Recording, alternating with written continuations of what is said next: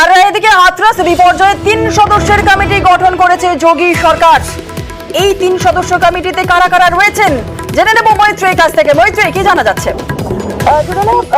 গতকালই যোগী আদিত্যনাথ তিনি ঘোষণা করেছিলেন বিচার বিভাগীয় তদন্ত হবে এবং সেই ঘোষণা অনুযায়ী 3 সদস্যের তদন্ত কমিটি গঠন করেছে। সেই কমিটির মাথায় রয়েছেন জাস্টিস ব্রজেশ কুমার শ্রীবাস্তব, তিনি এলাহাবাদ হাইকোর্টের প্রাক্তন বিচারপতি বলে আমরা জানতে পারছি। এছাড়াও আছেন রিটায়ার্ড আইএএস হেমন্ত রাও এবং অবসরপ্রাপ্ত আইপিএস ভুবেশ কুমার সিং। এই 3 সদস্যের বিচার বিভাগীয় তদন্ত কমিটি তারা গোটা বিষয় তদন্ত করে দেখবেন এবং এই ঘটনার ক্ষেত্রে কোনো যেমনটা যোগী আদিত্যনাথও গতকাল উল্লেখ করেছিলেন যে কোথাও কোনো কনস্পিরেসি হয়েছে কিনা, কোনো ষড়যন্ত্র হয়েছে কিনা সেই বিষয়টাও তারা যেরকম দেখবেন এবং তার সঙ্গে সঙ্গে পুলিশের তরফ থেকে কোনো গাফিলতি ছিল কিনা সেটাও তারা খতিয়ে দেখবেন।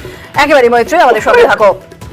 আর যেমনটা আপনাদের জানাচ্ছিলাম যে এই বিপর্যয় 3 সদস্যের কমিটি যেমন যোগী সরকার গঠন করছে, কিন্তু এখন দেখা যাচ্ছে যে পুলিশের এফআইআর এ নাম নেই ভোলে বাবার। আপাতত নাকি সৎসঙ্গের আয়োজকদের বিরুদ্ধেই পুলিশি ব্যবস্থা নেওয়া হবে। এই বিষয়টা নিয়েও আপডেট নেব মৈত্রীর কাছ থেকে। মৈত্রী, পুলিশের এফআইআর এ এই ভোলে বাবার নামই নেই, নাম উল্লেখই নেই।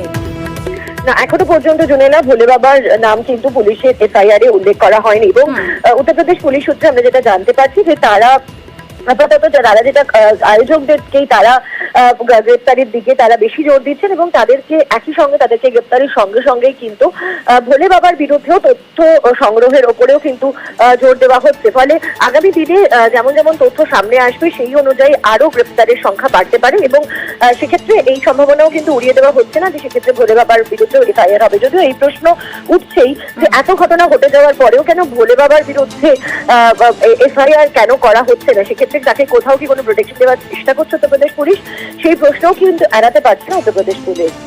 বেশ, ধন্যবাদ মৈত্রী।